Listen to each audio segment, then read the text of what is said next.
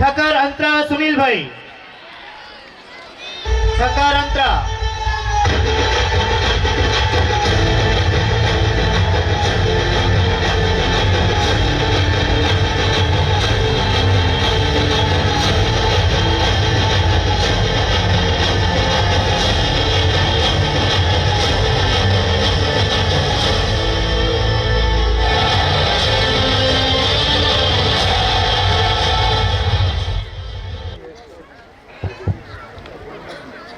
मैं संकट एवं विपदाओं से भयभीत नहीं होऊंगा।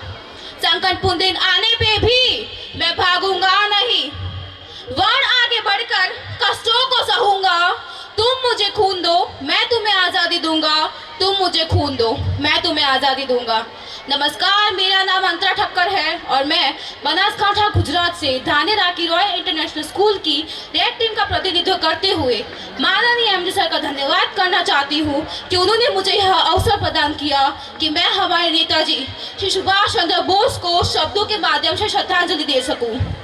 तो ऐसा क्या है जो बोस को युवाओं का आदर्श बनाता है? ऐसा क्या है जो एक साधारण सा युवा सुभाष महान भारत का प्रेरणा सूत्र बन जाता है?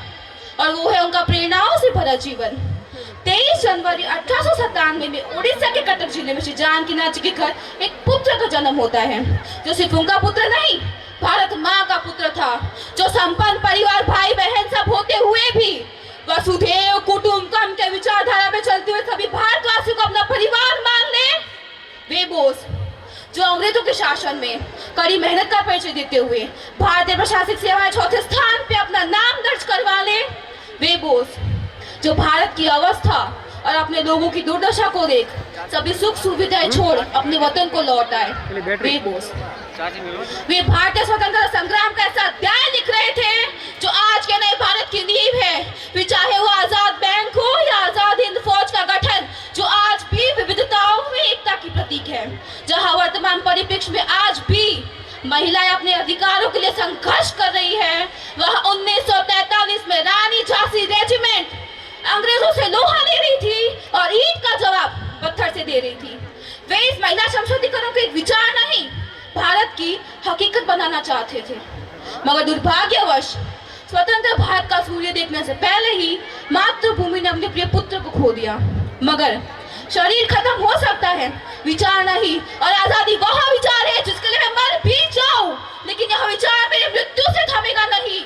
हजारों लोगों में अवतार लेगा, पनपेगा, तब तक जब तक ये देश स्वतंत्र नहीं हो जाता, तब तक जब तक मेरा भारत आजाद नहीं हो जाता।